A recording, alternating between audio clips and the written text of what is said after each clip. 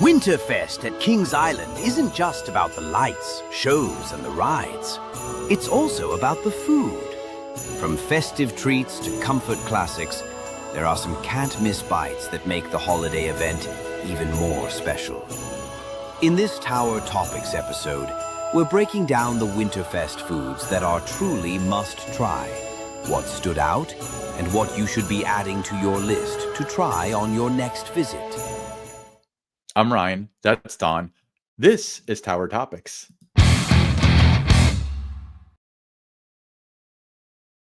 Hey, let's kick this off by thanking our Prestige members. I want to give a big shout out to Miss Mandy, 1983, Lil Mac, 21, Brian Hauser, 330T, Aaron Bort, Jacob Fix, Damon Barnes, Dakota Cole, Eric Grau, Dustin Jackson, Songstress Miku, Medic 302, Eastern Coaster, guys and girls, Justin Y, Mike Garrett, Galaxy B-Boy, and Greg Eversol. Thank you guys so much for supporting Tower Topics at the highest level. That's the prestige level. If you want to be involved in Tower Topics, there's a link in the description. Members get early access to the videos, exclusive content, exclusive live streams, and some tiers get some free stuff. So hit that link if you want to be involved. It starts at just $2.99 per month. If you're a foodie fan, Ryan, WinterFest is a great time to visit Kings Island because there's at every location, there's select items that are just available during the holiday season. And it's one of my favorite times of the year to go and to use my dining plan. Yeah, it's funny because some of the, I mean, we talked about the Meatloaf burger, spoiler alert, but people have brought up to us like, would you want that year round? And my instinct is yes, but the truth is like it's kind of special for WinterFest. It gives us something to look forward to. So what we're going to do is we're going to go over all the items that at least we know about that's special to the WinterFest menu for 2020. Yeah, these are the ones we feel you should try. That doesn't mean that this is all there is, because there are things that we are not going to talk about that you can get at the Sweet Spot and a couple other locations around the park. But these are just the ones that caught our attention, ones that we feel are can't miss when you go to this event. Right. So let's start, Ryan, with that Meatloaf burger. Yeah, the Meatloaf burger that's actually moved. It used to be at the brew house. It was at the brew house, but now it's what, Blitzen Barrel, something like that. Anyway, it's going to be a Jukebox Diner, and that's a mixture of spices, Munster cheese, sweet ketchup, bacon, jam, shaved red onion on a toasted bun. And I will say, as far as meal plan items are concerned, this might be my favorite one.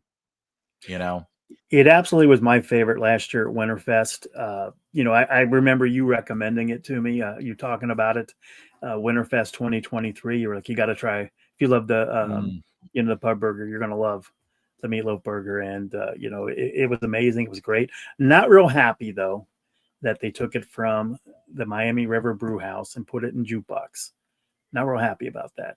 But I guess the reasoning is that they consider this a burger and Jukebox is a burger place, so they just felt that it fit better there. Yeah, I disagree with that decision as well. It's not going to stop me from having it, but the thing that sucks is it's kind of cold out during WinterFest, so you got to sit out. Oh, that's how it's meant to be, to get the nothing beats a pub burger sitting out in the cold when it's 20 degrees, right? So we'll figure that out, as we get deeper into the season, but don't want to go too deep into our disappointment about the change there. It's not going to change, whether or not the Meatloaf burger is an item that you must try. And as we go through this list too, we're going to go by the names that you're familiar with. We're not going to call out the names that, just for the holiday season there. So moving on, another item that I really, really liked last year was the turkey ball. Yeah, the turkey ball. I didn't get to try this. I tried 2 different times and they didn't have any, or just due to some circumstance, I wasn't able to try it. But this is your photo from Theme Parks by Dawn. I don't know if you recognize it or not. I do recognize it, yes.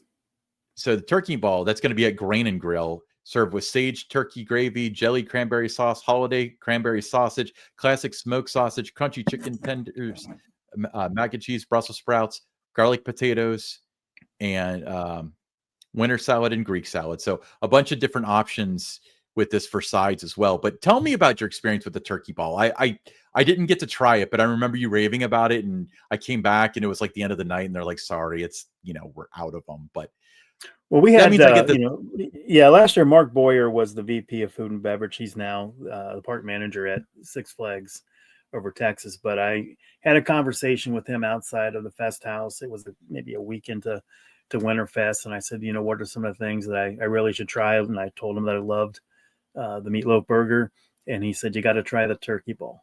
He said that might be the best thing here. He said, give that a try. It's something we're that's new for us this year. He was very excited about it. So I took his suggestion, and I loved it. I got it multiple times.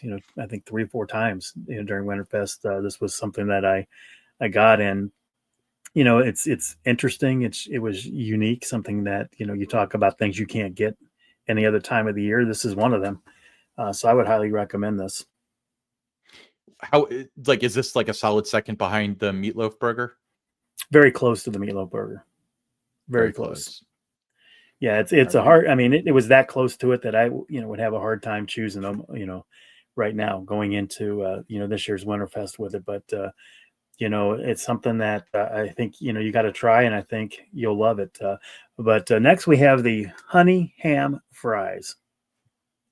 Yeah, honey ham fries. This is available at Rivertown Potato Works, or whatever they're calling it for WinterFest. I can't keep up with that, but your classic thick cut fries with roasted honey ham on them, as well as all your fixins.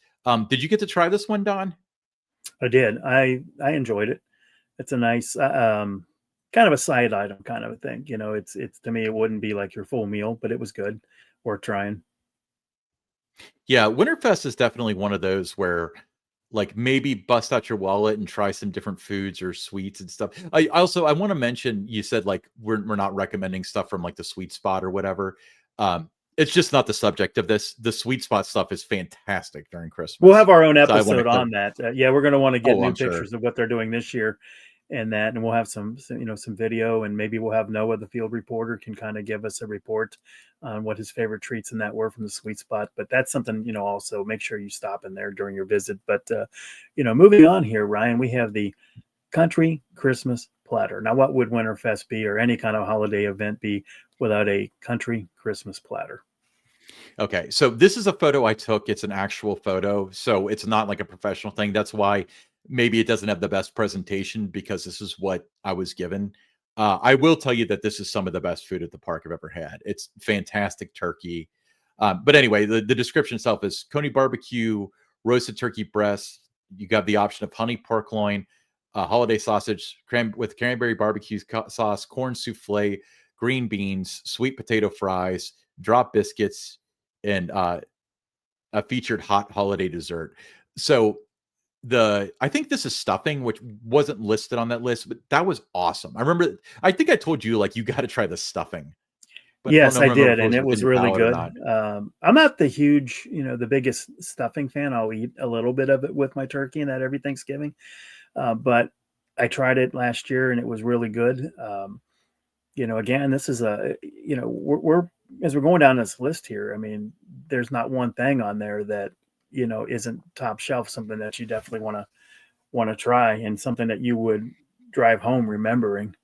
As much as you did the lights, the ice skating, the shows, everything else about WinterFest. I mean, it's definitely one of the primary components of WinterFest is the different culinary items that you have. So moving on from that, we have It's a Wonderful Chop. I couldn't find a picture of that, so this is just a pork chop. But I wanted to have a value proposition on the screen. But yeah, It's a Wonderful Chop. It's going to be at the Wishbone Grill. It's a grilled pork chop, caramelized onion, apple compote, and house chips served on a bun. So I couldn't find a picture of it. Is this new, or am I just dumb at It was here Googling? last year. It was. There Okay. wasn't a lot of chatter about it. I don't think the park did a good job of promoting the food items. They slapped a food guide together before the event started, and that was it. You didn't really see much else about it, or have any of the you could have done little videos promoting each of the things we're talking about here, to get people excited about it. But I've heard from a few people that did try it that they thought it was excellent. It was their favorite food item at WinterFest. So, back on the menu again this year, and I do plan to give it a try. Yeah. Next All right. up, you Yeah, we have. me so happy. This is definitely Sorry, a favorite of a lot of guests. Enrique's Cantina. So you get to build your own mac and cheese. You choose from over 25 toppings. That's a lot of options there for you. And this is one of those things you talked about, people asking, why can't it be on the menu, year round? Because this is something that, everyone would love if it was.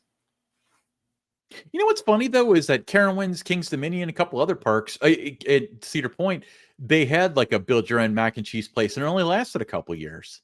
So I wonder if it does well because it's a short run thing. Probably does. I think I don't that know. helps. But next we have the Christmas turkey sandwich, and this sounds really good. I've had it before. I believe I have, at least, because I think this was offered in conjunction with the Meatloaf burger. It was last year, and I remember it being very, very good. The park does nail. There's certain things that the park always does right. They do turkey very, very well. They do beer cheese very, very well, and they do. What's the other thing they do really well? I had a third one in mind. I don't know what's on your mind here.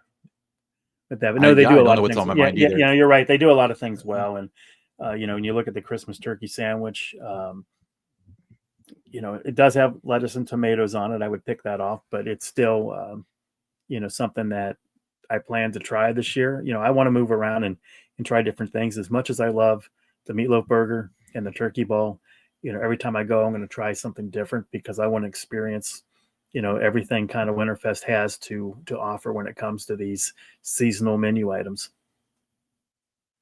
Yeah. So Don, we put up a short as well as a couple posts on our Facebook group about a contest involving our partners over at Land of Illusion Holiday Glow. Yeah, Holiday Glow. Yeah, that's a fantastic event, by the way. Like 3 million, lights is part of a drive-through. They've got character meet and greets. Good food, lots to see and do. It's an event, certainly worth checking out. But like you say, we did a contest. We asked people to, if you subscribed, you could be entered to win tickets to this event. We're talking 4 tickets for each of our winners. We had quite a few submissions for this, so I guess let's pull out 3 winners, Ryan. Let's do it. And I have them literally in a hat. I did these before we recorded. I specifically picked my WinterFest hat to pull it out of. The first one is Delari Anderson, Dalarie, Delari Anderson. Okay. So congratulations, Delari. You get 4 tickets. We'll give you guys instructions after I pick the other 2. Delari Anderson is the first one. Next one is Aaron Bort. All right, Aaron Bort. So I will say anytime Aaron Bort's name comes up, I think of the Simpsons episode when they go to Krusty Land and they're out of Bort license plates. I'm sure he gets that a lot. All right, and who's the lucky last one? I'm going to get deep in there. Dig deep. Brian Neal, former Ace rep from 15 or so years ago, was the yes. Ace rep for the Kings Island region. So we want all 3 of you guys to send us an email. Hosts at towertopics.com. That's HOSTS at towertopics.com, and just your name and your mailing address, and we'll send you each 4 tickets to Land of Illusion Holiday Glow. So congratulations. We definitely want to hear what your experience was like there. That's very cool. That was fun to do. We'll have to do some more things like that. Yeah, we're going to get more into the contest, and that as we look to 2026, have some fun and just kind of reward our listeners with the opportunity to win prizes. Yeah. And by the way, we're going to be having a Tower Topics meetup. It's going to be December 20th. Just keep an eye on, obviously, this podcast as well as a Facebook group about that. We're going to try to ice skate together if you guys want. We're going to see some shows, watch the parade. We're going to have more details specifically in the Facebook group, the Tower Topics Facebook group, because we want to have the show lineup and stuff so we can have more of an itinerary. So if you don't want to skate, but you do want to watch Tinker's Toy Factory or whatever it's called this year, you can still do that. But more to come on that. We're really excited about that. But Don, we're not done with contests because we just announced a new one last week. What do we have this time? We do. We're going to have a Tower Topics photo contest throughout WinterFest here. It's a great opportunity. We see many of our fans of the show take great photos, during the season. WinterFest should be no different. So if you're interested in participating in this contest, all you need to do is submit a 2025 WinterFest photo. So it has to be from this year's event. You can't, go to the well and pull something from last year, 2023, 2017, or anything like that. It's got to be from this year's event. You have to be a subscriber to Tower Topics on YouTube. That's a prerequisite. If you want to be eligible to win, you need to send your photo via email to host@towertopics.com, along with a screenshot that shows you're a subscriber to Tower Topics on YouTube. You got to do this by December 21st. So that's the deadline, midnight, December 21st. That's the last chance to send in your photos. 4 photos are going to be randomly selected as we go through. Not randomly, but we're going to look through and we're going to select what we think are the 4 top photos. We're going to have a panel that's going to help us decide that as well. So it's not just going to be Ryan and I deciding what these 4 photos are going to be that we're going to put up on our Tower Topics Facebook group starting on December 22nd. Whatever photo gets the most votes during the period that they're up, that's going to be the winner of the inaugural Tower Topics photo contest. We'll announce that winner of the contest on our January 2nd episode. Yeah, a 1 entry per person, please. If you get more than one, if you enter more than one, we're just going to go with the first one we see. Full disclosure. On top of that, the winner is going to get a mystery box from Don's private Kings Island collection, as well as a Tower Topics t-shirt, the old school ones that we don't even make anymore, but we made one for you. So hosts@towertopics.com, use the subject line, enter me, so we can, keep that organized. We'll be right back with the listener questions. And now it's time for the Tower Topics listener questions. All right, first listener question, Andrew from Beaver Creek. He said, in your opinion, why did Kings Island choose to use Sally Dark Rides instead of R&R Creative for the new Phantom Theater attraction? I think because Sally Dark Rides does good dark rides. They have a relationship with them. They've done, different attractions and that. I think they do good work, and it just made sense to go with them for this. They'll have R&R Creative will, and is consulting with them on the project. So it's not like they're just doing it all on their own. But I don't see any downside to picking Sally Dark Rides. Did R&R Creative actually manufacture the animatronics, or did they just do the concept stuff for the original Phantom Theater? I was never clear on that. I'm not sure. Yeah, I'm not certain that they did either, Ryan. They certainly were involved in, the storyline and all of that. But, they're still going to be involved, with this in terms of consulting on the project. And, Sally Dark Rides has put some really good dark rides out there. The technology, this isn't your father's Sally Dark Rides. The technology has greatly improved over the years. And I'm excited about what the Phantom Theater Opening Nightmare is going to be. Yeah. Next question, John from South Bend, Indiana. He said, I have a question for Don and a question for Ryan. Don, I met you briefly at the Kings Island Railroad Station in Rivertown in May of 2022 during the park's 50th anniversary year. As I was getting off the train, I ran into you sitting on a bench by the train station exit. You had just gotten through either taking some photos of the train coming into the station or video of the train coming into the station. I am the senior citizen, age 62, black man wearing a black Purdue University baseball cap who called you by your name and who was praising the park for the restoration of the Grand Carousel and other refurbishments that the park had done. You were very polite and professional. Do you remember me? And the other question is, Ryan, tell us about the Eiffel Tower wall decoration that appears behind you during the YouTube podcast. Thank you guys for continuing to do a great job. Have a great day. Don, let's start with you. Do you remember him? 2022? I think if I saw a photo, I would. There's a lot of conversations that I have with guests about different things. I kind of remember, as I'm thinking about this question, I kind of remember, somebody asking me about the train, about the carousel, over by the train, refurbishing and that. but that specific conversation, there's just, like I said, there's just a lot of conversations, especially when I'm taking photos, and I was always over by the train and some different, places where I would do that. People would come up and talk all the time.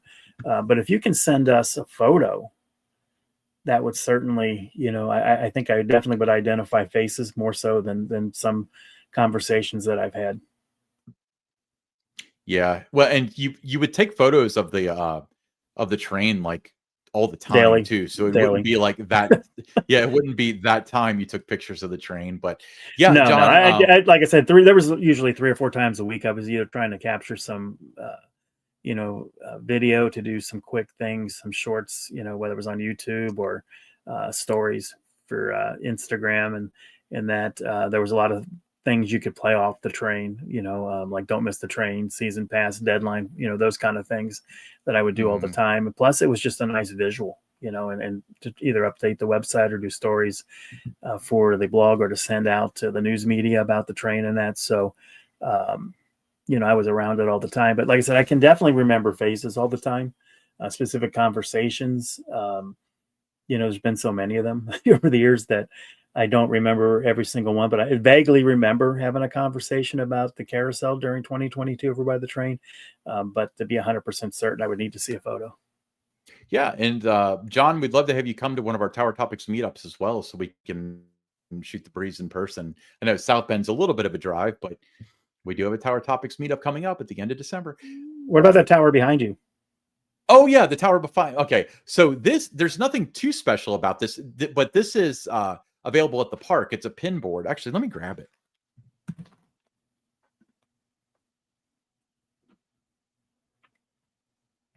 So, during the 50th, I started collecting all the pins, and I stopped collecting them because I just had nothing to do with them, and I thought it was stupid to keep buying them. But I have a ton of pins, and I was never a big pin collector, and they started selling this at the park. I mean, this is like, I don't know, 3 feet long, so it's huge. But now I have somewhere to put my pins, so you can see it's almost full. A couple friends of mine got the same thing, and they wanted to do just the 50th pins, but I'm gonna do all the pins, like everything that represents Kings Island to me. So a couple stuff from the 50th. We got the Phantom Theater stuff. I've got a Grand Carnival pin. Saltwater Circus. The Fest House is on here. I got the Conjuring. The Conjuring pin. It's just, it's such a cool, like, little souvenir. I was never into pins until this, but this was $75. It's available on all the International Street gift shops. And your discount does apply, and you can stack it with the prestige discount. So I think I got it for like 50 or so. And honestly, it's one of my favorite Kings Island memorabilia pieces, because I'm always looking for wall hangers and stuff. Like if you look above where it hangs up there, it's a picture I took from the 50th Cavalcade Parade thing. You can't, I'll present it at some other time, but it's the parade and they're throwing the confetti in the air. And below that is something from Burning Blade Tavern at Epic Universe. But I love like home decor that makes me feel like, it makes me connect with the park when I'm at home. But I would recommend this if you got pins. Like, I just always had a bunch of them. I actually had them in a bag and nothing to do with them. But this has been great. I love being able to display them. But I appreciate you asking about that. I think I'm going to start a pin collection too. I have a few pins, not as many as you have. But that would be a nice item to have. And I think I'm going to revamp, the room here where I do the podcast and write my Theme Parks by Don articles and that. So we're going to kind of revamp the office area for me a little bit. And I think that would be the perfect kind of thing to have, and just start building out my Kings Island pen collection, and just kind of take one of everything they have when I go in, and then buy the new ones as they come about, and then find some people too, maybe that have pens that are no longer available, but maybe people want to trade or something. So I'm looking forward to getting into that hobby. Yeah, and I will point out that this Kings Island pin that's right in the middle, and I apologize if you're listening to the audio podcast, this means nothing to you. This big Kings Island pin in the middle comes with it. It's an exclusive. It's pretty big. It's probably 3.5 inches wide or so. And then a lot of them have moving parts, like Skylab here spins. You can spin Skylab. The Beast has its feet sticking out. Like, you got danglies from the hot air balloon and so on. So yeah, I love this thing. The cool part about pin boards, though, is the more dense they get, the better they look. So even when I fill this up, I I can still like make more room and just make it more dense. It's also noticeably heavier now that I've got all these pins on it than when I bought it. But yeah, it's $75. You can get it at the Kings Island Collections. They might have it at the Diamondback store. Well, the they won't have it at Emporium the had. Diamondback store. I saw it at the Emporium. That's where I bought it. Was the Emporium? Oh, the Emporium. Okay. And then actually they have it at. They might have it on display at the Little Sweets. You'll be able to find it in the park. It's all over the place. But yeah, you can use your discount on it and stack it with pass perks. That's what I'd recommend doing. I think I got it for like $53 or something like that, which I think is money well spent.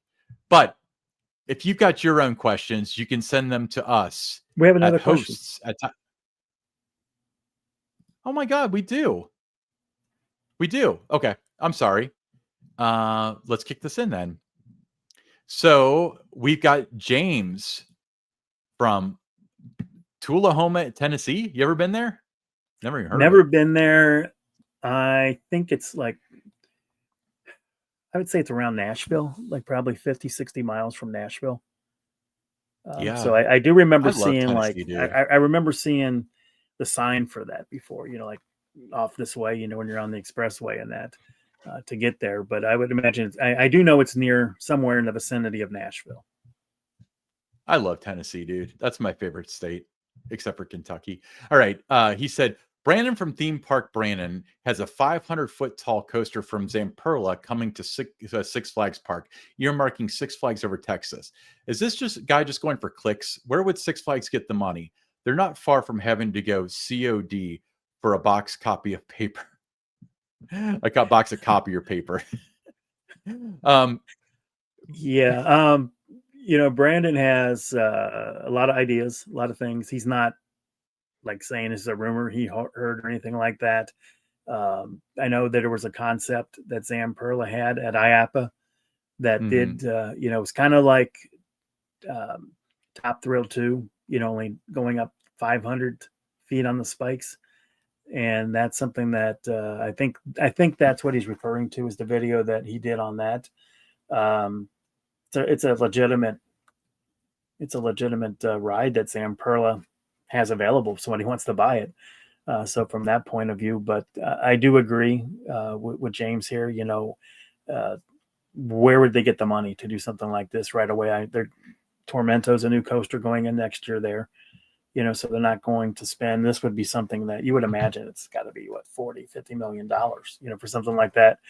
I can't imagine that, they would have the money to do something like that anytime soon. They wouldn't. And I don't think that's the spirit of Brandon's thing, because Brandon doesn't break down the finances and try to tell you why it's viable. He tries to say, from my perspective, as somebody that loves roller coasters, and he is very well traveled within the United States, this would fit into the lineup in this way. And I think he's right. very clear about it. Now, is he going for clicks? Yeah, of course. He's in the YouTube business, but that doesn't mean that he's making fake news or that he's disservicing his No, it's all speculation on his end. He doesn't, he's not starting rumors. He's not saying this is confirmed or anything like that. He's saying what he thinks could happen, in a lot of his videos, based on what, like you said, his travels and stuff. Here's what I could see happening. And I think that in a lot of ways, is a good way to do it the way he does it, because he gets interest, he gets people talking, with it, but he's not, saying it with conviction that this is coming, this is happening. Yeah, and that's one thing I don't like. I mean, I know that Brandon has a tendency to stumble into controversy because he's always been like that. I've known him for over 20 years, but he's never. We've always gotten criticism of people on the outside looking in, saying that he makes his stuff up and he was wrong about this and he's wrong about that. When he's saying predictions, he's not meaning predictions. He's meaning things that he thinks would be appropriate. He's never said, I've heard on good authority that this is happening. That's not what he talks about in his videos. He says, wouldn't it be perfect for this? There's this great plot of land and people travel from all over to go to this park and they're clearly thrill seekers. Like, his logic is sound. He doesn't have access to the numbers to say like, oh, they make enough revenue to justify this project, but he never gets into that. You know, he just talks about. I can tell you that Brandon's not the kind of guy with the content he puts out there that is getting people to contact the park asking if this is true. You know, where there are those out there that are putting things out there that aren't happening, but it is for the clicks, and the parks do have to deal with that, you know, because I saw on this YouTube channel that you're doing this. This is true. You know, there's a little bit of a difference in what he does, but he's definitely, you know, he's enthusiastic, loves the industry, been around to a lot of parks, you know, has a lot of followers. And he was just going, if it's the video I'm thinking about, he was just going on what, you know, had been showcased at IAPA as a concept that was available. Well, you and I went through all the stuff that IAPA had, and we were kind of like, oh, this would be cool for Kings Island. And I don't think his is that different for like, oh, this would be great for Six Flags Over Texas. I mean, it's kind of like you and I going to like a Porsche dealership. We're not buying one, but we can talk about how it'd be cool to have one. Yeah, exactly. All right. Exactly. All right. All right. So if you've got your own questions, then you can send them to us, hosts@towertopics.com. That's HOSTS at towertopics.com. Your first name, the city you're from, as well as your question, comment, concern. We love to feature it on the show. Don't want to send us an email? You can send us a text or a voicemail, 513-399-7538. That's 513-399-7538. If you send us a text, we'll read it. Send us a voicemail. We might play it on the air. I'm Ryan. That's Don. And this is Tower Topics.